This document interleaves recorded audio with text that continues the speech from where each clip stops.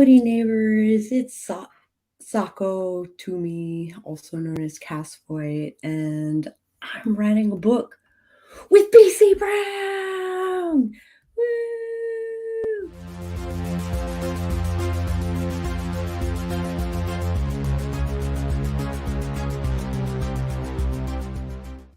Okay, enough. That's enough of that. Felicia is in the chat. Hello, Felicia.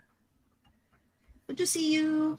Just to let you know, Sako, I am dual streaming on my stream. Okay, no worries. Just FYI. Okay, cool. So if it should, as far as I know, it's just gonna. I've never actually done that from anybody else's stream before. Okay. So yeah, there will be a link. Clicked like on both the streams. Thank you so much, Felicia.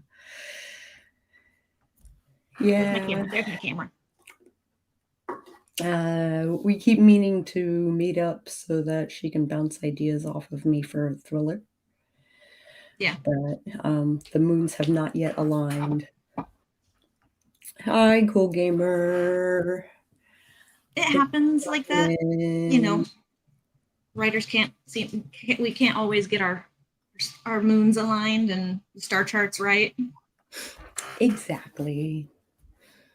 All right. Let's see here. I'm gonna close some of these extra windows. Yeah, I have like a bajillion tabs open. I had to close them all before the stream. Open up our file. If I can find it. There we go. Oh, not old drafts, but new drafts.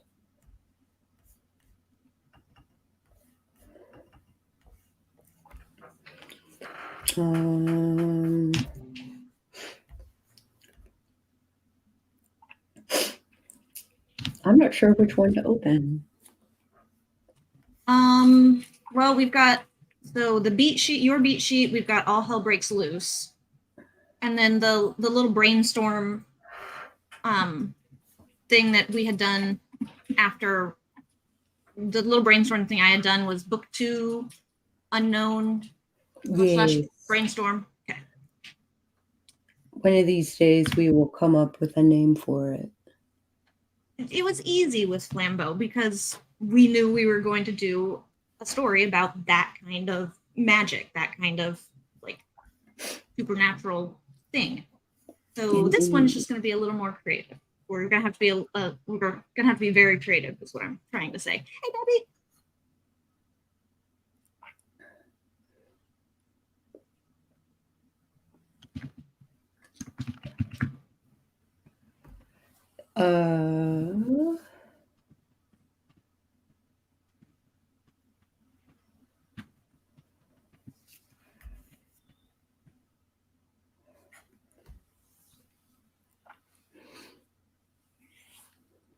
Yes.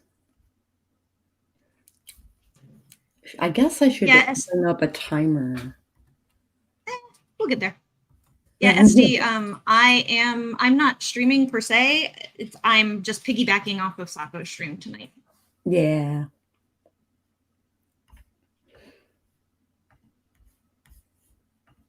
I figure that way we get out to both audiences and all is good.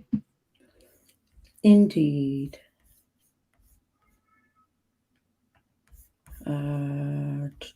Present.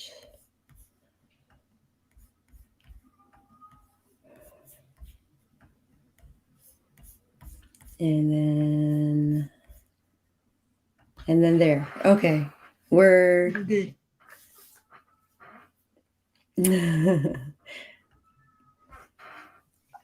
All right.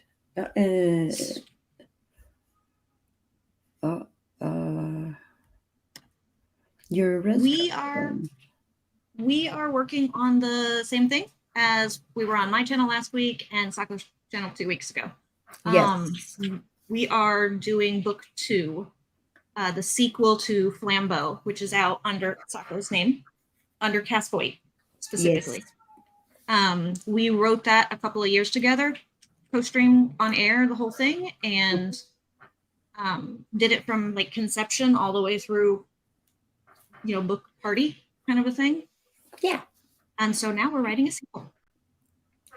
Yay, sequel. And I've never written a sequel before, so this is an experiment for me. And I have barely written any standalone anything. I am like a sequel queen. Excellent. I get ideas for other books while I'm writing. Like the first book, I usually don't intend for them to be sequels or trilogies or so on and so forth. But yes. Yep, we did it all on YouTube. Yep. I don't think we really did anything. We even just decided we were going to write a book together while we were streaming. Yeah. Like, we're just like, yeah, you want to write a book together? And, we were both like, yeah, I want to write a book together. Yeah. This will work out. And we got real lucky, I think, is that our styles are so similar, and I did the horror end and she did the mystery end, and like, and we met in the middle for everything else. Yeah, like it went real great. Like, she's absolutely phenomenal at details in a scene, like your surroundings and your things like that. I'm not so much. I have white room syndrome. My speciality is dialogue and like action tags with dialogue. That's my speciality. Yeah. The stars did align. The stars have to. I feel like the stars have to align for writers for everything. For like the cosmic tumblers all have to click into place for anything productive and decent to come out of our fingers. That's how I feel. Hi, Jennifer. Dealing with a migraine, so if you type anything crazy, it's not on purpose. I'm not thinking straight right now. I need to come and show my girl some love. Oh, thanks. Thanks for the support. All right. So, I am sharing the screen for the timer. And did you want to share the screen for All Hell Breaks Loose? I can.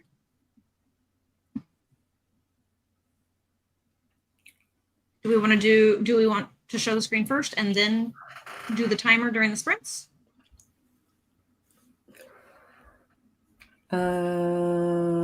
I move that we work on we continue working on the document during the sprints. Yeah. I just wasn't sure if we wanted to. I don't know. Can we present at the same time? Can you present something? I don't think we can. I think one or the other has to be up. Yeah. Well, let's go ahead and share the screen. All right. So this is All Hell Breaks Loose, which is basically it's a slug right now. It's like our blur, little one-liner drop right now. My brain's not functioning very well. So Sako and I are doing all of this in Google Drive. Wow. So that we can write back and forth with each other. We're working off of her beat sheet, which is an amazing beat sheet, and I added a bunch of it to my beat sheet that I had because it was better. So basically you can kind of see where we tend to write in 2 different colors. We give each other notes. Let me see if I can find a note. I think they're over here. I can't see the notes. Never mind. We leave each other comments and notes about what we want to do and where we're kind of going. So Sako has this really amazing beat sheet that is just super cool. So we've been, mostly working off of it entirely. What we came up with in the last couple of sessions, we knew we were going to have to pull out all of the kind of all the like major hit points or all the headlines of book one, so that we could see if we could roll any of it into book two, because that is very important for a sequel. Is even though you kind of wrap up everything, or you try to as much as possible in your first book, there's usually something that gets left behind a little bit. Like it doesn't get a full resolution, or you can expand on it a whole lot more. So that's kind of what we're doing, is we're expanding on a couple of the points that were brought up, a couple of side characters that were not necessarily minor in the last story, but they weren't quite as prevalent. So yeah, that's where we're going from there. Sweet. Debbie has that damn commission done. Yay! So I'm going to be writing my comic script, chapter 10. Yay! Grats. Felicia is better at dialogue as well. RC has popped into the chat. Hello, RC.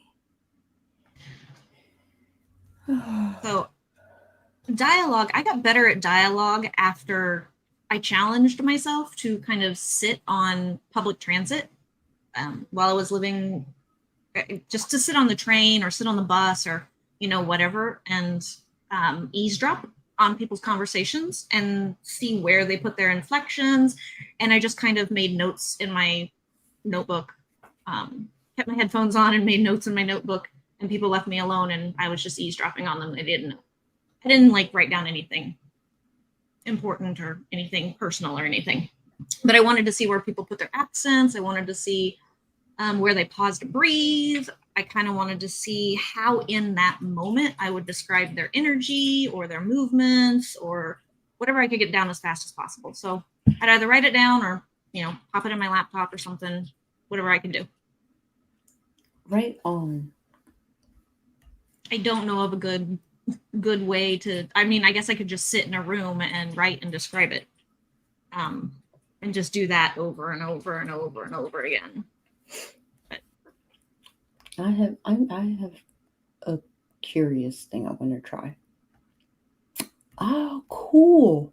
Yeah. Oh, we can just swap back and forth easily. We can swap back and forth. Yay. Okay, so that said, do we want to go into a sprint? Because we're 13 minutes into the stream. I mean, I'm good with it. I'm totally cool with it. If you are. Okay, let's do it. Let me see if I can find my timer. Okay. 3, 2, 1. Let's sprint.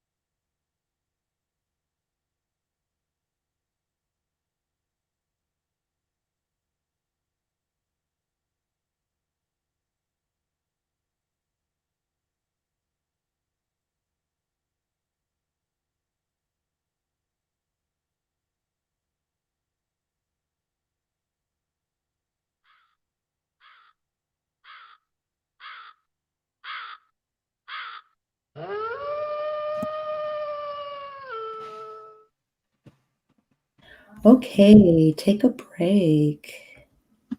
All right. Everybody stretch. Save your document. Save your whatever you're doing. Okay, so I'm putting ideas into Keep that we come up with. I wonder if there's a way that I can link the link a thing into Keep so that both of us can access it.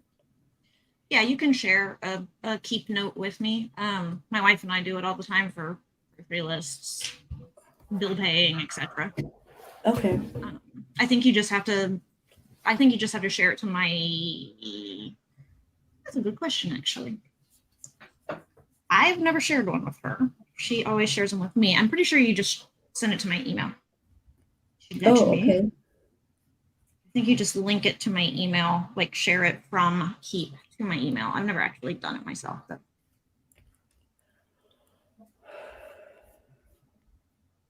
Oh, good night, Felicia. Yeah, you can. So go into whatever the Keep note is that you have, and good night, Felicia. Characters would all be stupid. Believe me, there were some stupid characters. Very stupid. There were very stupid dialogue, but that's come in handy a few times, like bar scenes. Just anybody that would be in an area that has slightly dumber than average people for some reason. Yeah. But in the Keep notes, you'd go into the note you want to share with me, and then down at the bottom, there's like the 3 dots or whatever. You go into the 3 dots, and it has collaborator, which is just a great name. It's just a great word. I prefer to be called collaborator. And it'll send it to my email. I can add it to the document. Oh, okay. Where do I want to link this? So while you do that, I'm going to explain what's on the screen right now. So, we were both working in the beat sheet. We kind of just grabbed a section. Like, we didn't discuss, hey, do you want to work on this person or this character or whatever. I just decided to work on our main character for the story, which is going to be Kyler. And the only reason I chose to do that was because we were missing some stuff in a couple of their bullet points. That's it. Yep. So I just decided to go ahead and put that in here. And what I worked on this evening specifically was defining their natural world, kind of like their view of the world and how they see themselves in it, as well as everybody else, kind of a thing. Right. And then we already had how Kyler sees the big lie, and that and how they perpetuate the big lie of the world. So then I just went into the description.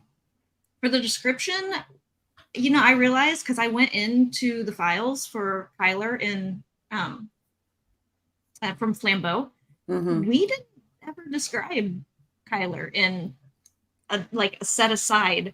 So apparently we just described Kyler in paragraph in book and ran with it. So I'm really hoping there weren't any continuity issues there. Wow. Okay. But this is what I figure. Kyler is so flamboyant. Their appearance could be different from day to day. I'm not 100% convinced yet that Kyler doesn't wear wigs. Yeah. Because they totally would. Because they would. Yeah. But so I went ahead and threw into this. We know we made Kyler tall and very slender, almost to the point of could be sickly, but they do have some defined muscles. I just went ahead and currently they have platinum blonde hair, so that's an issue. I'll have to look it up. I put in the style. If you want to change any of it, Sako, let me know. But I'm basing it off of a friend right now, mid-30s, and kind of went from there. Okay. And then we went into the foil and describing them a little bit and why. We kind of just did a little bit of this so that we knew how old they were. To discuss this during the sprint, we basically had a back and forth written conversation during the document. Once we came to whatever we came to our decision about something was, then we took out we removed the conversation and just went with whatever the decision was. Yeah. And so we should also make a character for the Methuselah. I agree. Yeah, I know we'll have to get to it. We'll have to determine, age. We'll have to determine all of that, like their name. But since we did kind of decide they're going to be in like a torpor state and they're not going to be as active until we start doing things with Kyler's channeling abilities, I think we could probably wait a little bit before we jump into it, but we can do it whenever since we're bouncing around. Okie dokie. Let's see, what else do we have?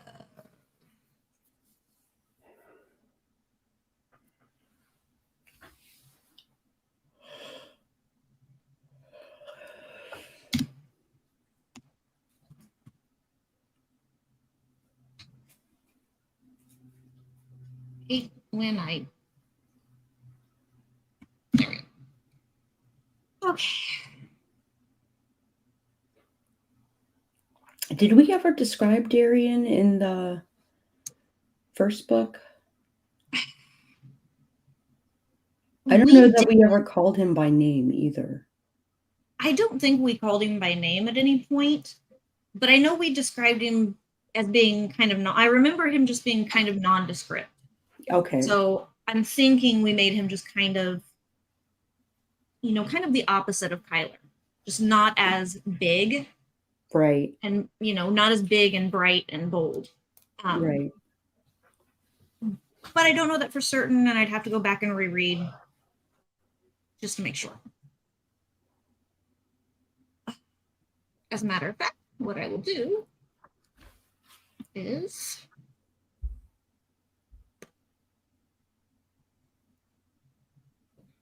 I don't know that we put Darian in the side characters folder or not. So let me just I don't know that we did.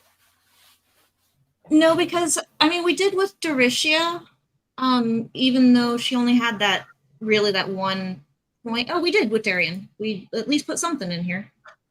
Okay. Here we go. A beautiful young man who avoided eye contact. Deep olive complexion. So I guess we didn't make him that nondescript. Flame-colored hair, deep olive complexion, beautiful young man. Let's see. Supernaturally green eyes. Okay.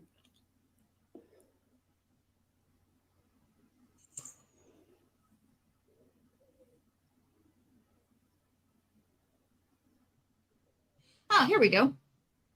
Nice little thing we put in here.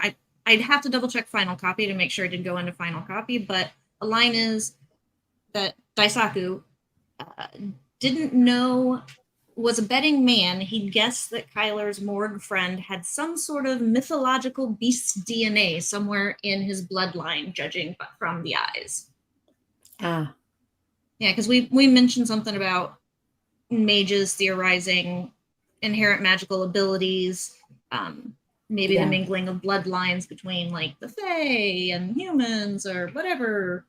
I think we left it vague intentionally. Sure. But let me grab all of this. Okay. And this, folks, is why we keep really detailed everything.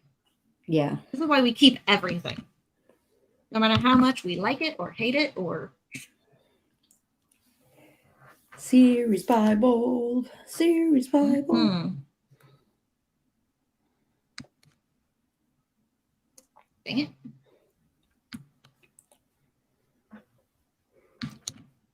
Yeah. If you aren't doing some type of... I recommend just doing a book Bible. But a series Bible Oh. absolutely necessary for doing sequels. Oh. Oh, it's not repeating. Hold on. Oh, it's being weird. It's okay. That's okay. We get to see the things that YouTube recommends to Sako based on her search history. All right. Oh no, that could be weird. There we go. Let's sprint.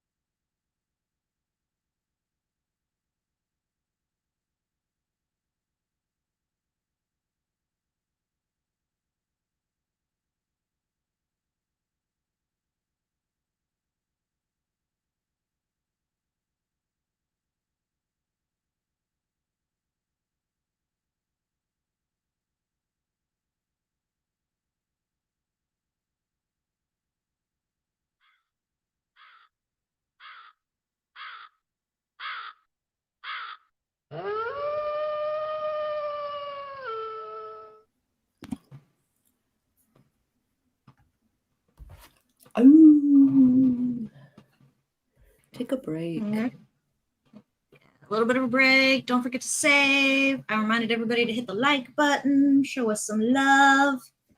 Indeed. So we bounced around again, which is cool. Like during this phase, I feel like bouncing around, especially if you're with a co-writer, I think is really important. That way you don't get so tunnel vision for one particular character. Mm-hmm. You can kind of go back and forth, and like how you described one character may totally influence how you describe another character. Absolutely. So, and I mean, yes, to a point, there are people who are very similar and resemble each other in the world, and we only have so many hair colors that are quote unquote natural hair colors and like natural eye colors and stuff to go with. But hey, contacts work, hair dye works. But anyway, so yeah, so what we did here, we looked at the oops, hold on, I gotta go up a little higher.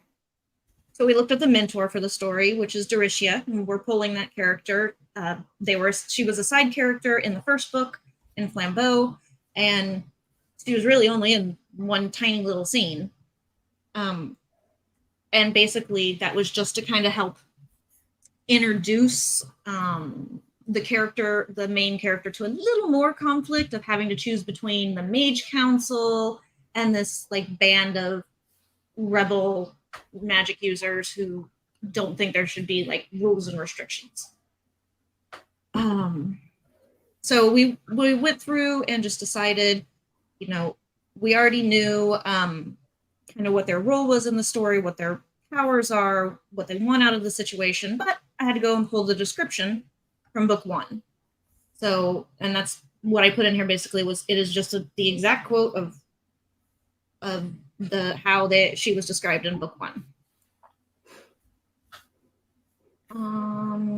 We did the same for Darian, which was a love interest, which is a good thing that we went and looked it up, like I said, because he's not nearly as nondescript as I remember writing him for some reason. Apparently he's quite descript. So, but of course, I mean, what should I expect? Kyler is going to fall in love with someone as beautiful as themselves. Yeah. Because to Kyler, they are a unicorn. Yeah. But they're going to find a unicorn.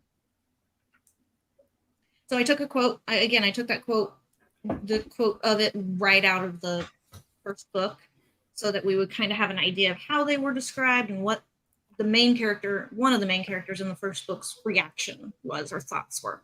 I thought they were important. Yeah. Then we got into our wonderful big baddie, which, we had to have some little chat back and forth here, of course, about what we should call a self-righteous person who would be a TV evangelist and leader of a vampire slaying cult, like what they would be named. What about a last name? Zebulon should have a last name.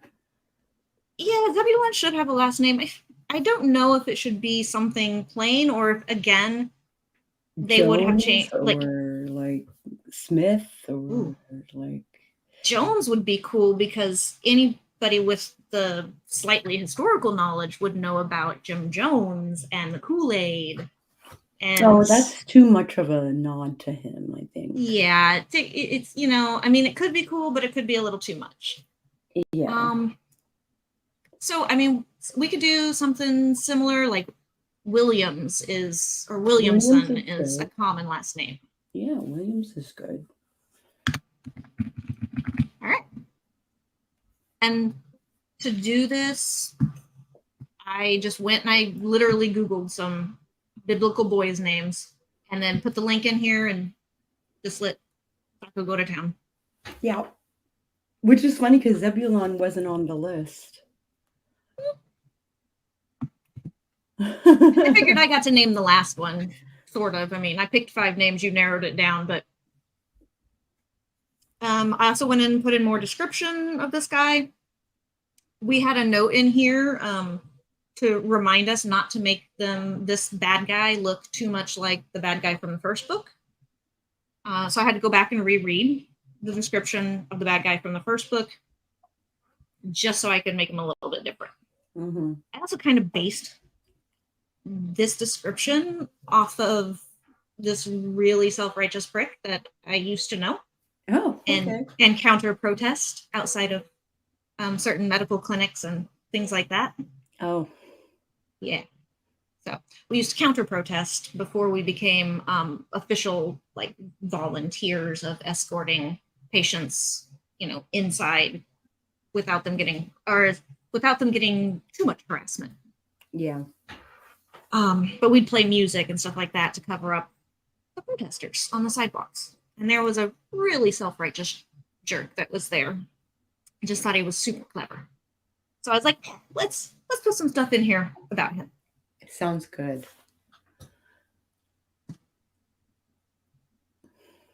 I think that was about all that's about all I got in here, I think, during the sprint. I started making a thing for the Methuselah. Oh yeah, I saw that. Was it down a little bit, I think? Yeah. Nope, up a little bit. Beep, beep, beep, beep, beep. Why is my thing not working? It is lagging like a woe. There we go, Methuselah. Okay. Okay. Yeah, I do like the MacGuffin. For those that don't know what a MacGuffin is basically a character that is solely there to drive the plot or to just like point you in the right direction of the story. Yeah. So yeah. What they want out of the situation is they want to be left alone. They want their vampires to be left alone. I'm gonna put that in there. Mm-hmm.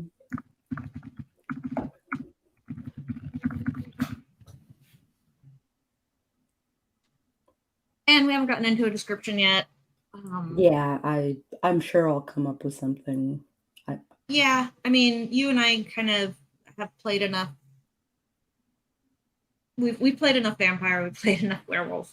Yeah, exactly. That we can come up with Methuselah vampires off the top of our head pretty easily. Yeah, and I did put in the book 2 brainstorm. There is a section in there that I had put about possible, like, who the Methuselah could have been as a human, okay. or who they could have been as humans first laid eyes on the alien vampires, kind of a thing. So I put a couple things in here. Let me see if I can find it. Here we go. So had these, and I'm going to bring them over here for right now, because I think it'll be easier. Oh, this is the book one per book one. Really big. Yeah, it's so big. Where?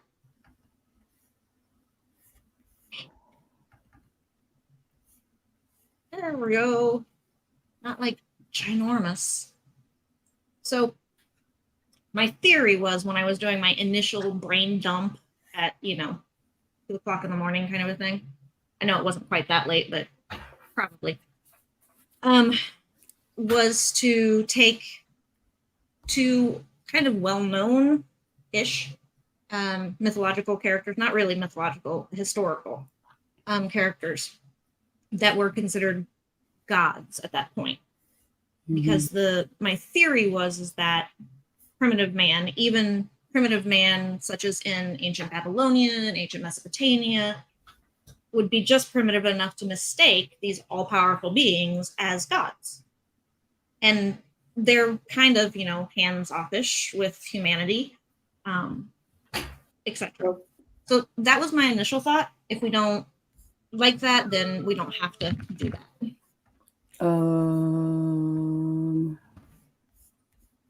I was gonna pause it, but you know what? Let's just jump into a sprint.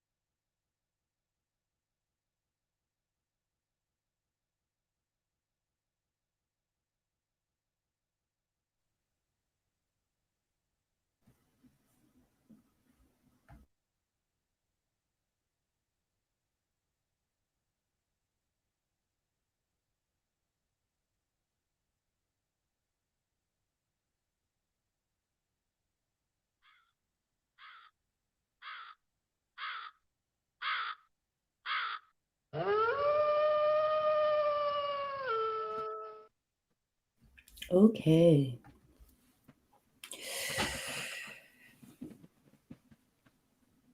The audience can take a break. Yes.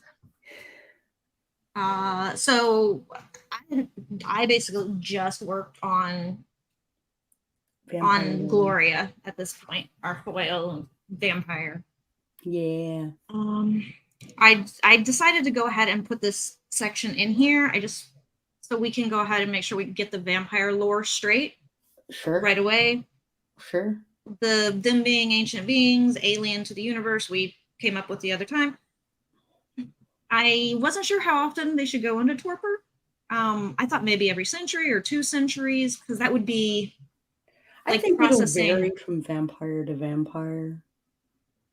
That's a good idea. You know. But they have to go into torpor at some point. They're gonna have to like rest and stuff. Yeah. For one thing, they should wait for the people to basically forget about them, and then they can come back and be like, oh, I'm the daughter of blah blah blah.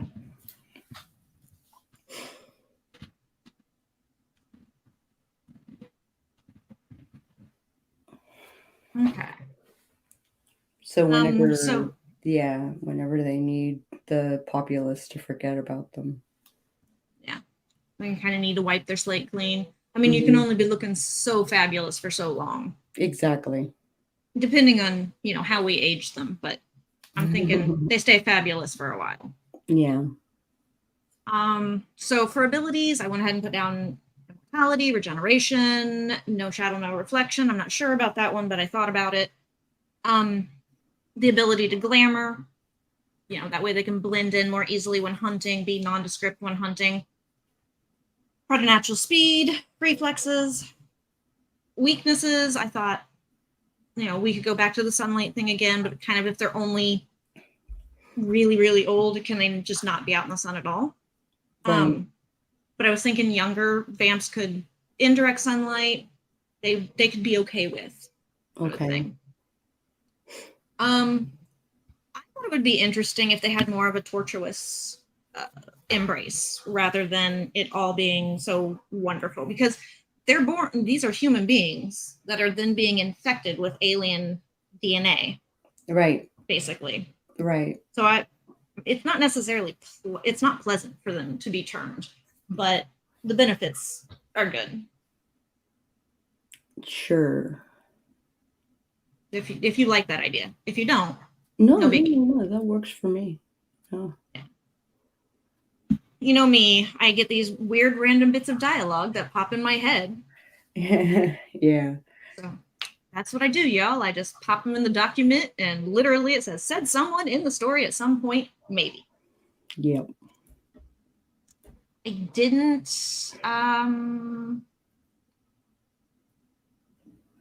do. Oh yeah, I put the elder vampires, the potential Methuselah vampires that I had in mind. Yeah, and I put in one idea that I had. I like. And I tried to come up with plot points. Okay. But I feel like we have a lot of lore that we're building right now. So coming up with the ways to raise the stakes is tricky at this stage. Yeah, a little. I mean, we know plot point wise, we're starting out with an interruptus seance, basically. Right. Where Kyler doesn't actually channel the dead person they're supposed to channel, for fun and profit. And instead gets the vision of our potential end. Yeah. It's the vision of the possibility of an end scene if they don't act or do something. Right. Next plot point has got to be obviously Durisha bringing Gloria kind of, well,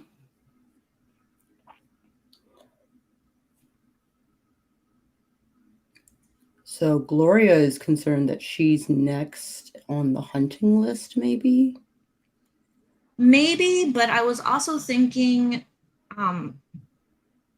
if they have some kind of connection to their Methuselah or to their maker, whomever, then maybe they would have like some type of link or something like that. Some type of being able to receive a direct message, but it's one way. Telepathy. It comes, yeah, it comes from the maker, the Methuselah, whoever's older, and it's purely to just their childhood. So if you got a whole bunch of them, then yeah, great. But so I was kind of thinking like along that lines, or she's just decided to act on behalf of the vampire. She's worried about herself. She's worried about the Methuselahs. There aren't very many of them left.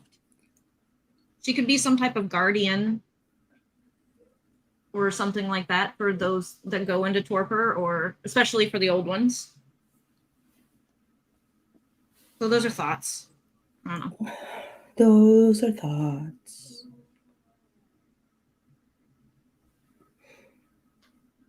I don't think I'm pretty sure I didn't put anything else in anywhere else. I'm pretty sure I didn't either. I might have started putting in beats. Okay. At least the first couple. Cool. Oops. That went real fast. Yeah. Sometimes my mouse is just weird.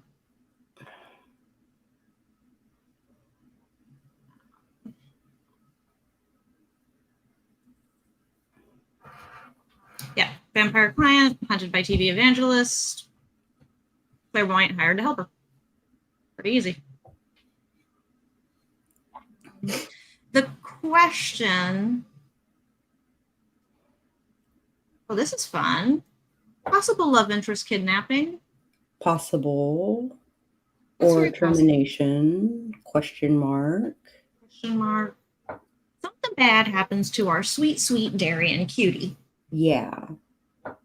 Now the question becomes, like, have they begun seeing each other when this happens? I'll have to go back and check. But I don't think we actually mentioned that they were dating in Flambeau. Right. I think you and I came up with that. I like the idea of them not necessarily together, but like obviously attracted to each other. Yeah. Yeah. And sorry, I didn't mean to cut you off. But brainstorm. Eureka light bulb. Darian tells Kyler about these dead bodies coming in. The vamps that are being slain. Oh, like, sure. I mean, unless we're going with the whole decomposition, turning to ash or something upon death, but it would be something maybe that he would like note. And there are way more bodies coming in than usual, even though, let's see, we had him based in LA to begin with because that's where we put Flambeau. That's where we set Flambeau primarily. Right. Do we, because technically Kyler lives in San Diego. They have that house. Mm-hmm. Do we want to move the scene to San Diego? Or do we want to move it elsewhere? I like the idea of it being in San Diego. Okay. All right, so. If that's where his house is, like, or their house is. Yeah. Agreed. So we'll move to San Diego. I don't know crap about San Diego, but fortunately I have a nephew-in-law who grew up there. Nice. So I will totally tap that resource. Oh. Okay, one more sprint. One more Yes. sprint, and then we'll clock out. Yeah, like writers ever actually clock out. Our brains just keep going, but okay.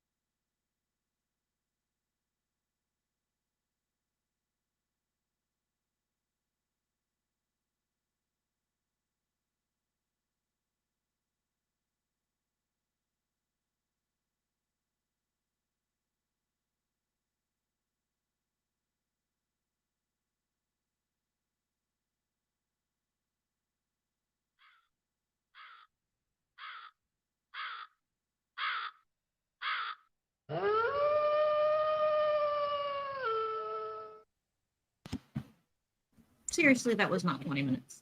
I swear. I know, right? Okay, I'm gonna do away with this timer. Good idea, because we're wrapping. So. Yeah, we're wrapping up. Okay. So yeah, we found our beat. Finally found our 5 or 6 beats. We got 5. Okay, we need a 6. We need like a. We need a 6. We need a denouement. Yeah, so that's gonna have to be between Cult finds and kills and the Prince and the Celestials. So like a. Oh no, I'm sorry. That's gonna be after. So we do need the denouement. You know, the wonderful word that I can never pronounce correctly.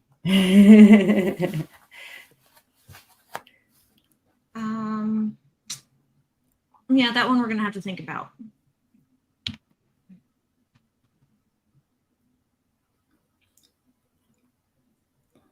All right, so we've got that one in there, but at least we were able to fill in the other ones.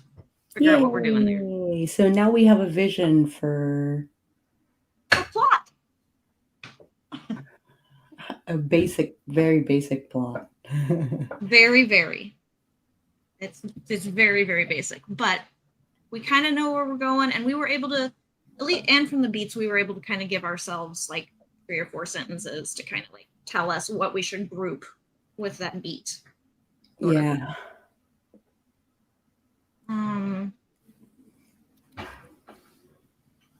So I probably will be a little bit in research mode this week. I'm thinking to brush up on my Archangel Michael, because I don't really know as much about the angels as I do about the princes and the demons.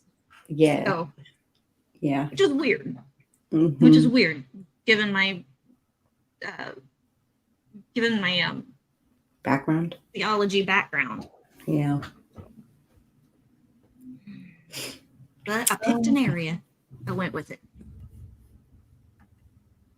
All right.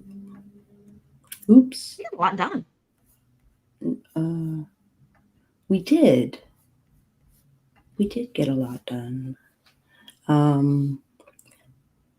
Yeah, so if you like this video at any point, I encourage you people in the audience to like the video, maybe, possibly.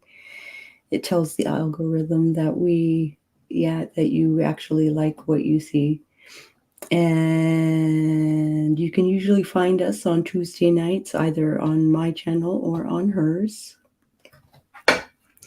And you might want to subscribe to both of us just in case, and ring the bell, just in case, YouTube actually notifies you when we go live. And we will catch you guys on the flip side.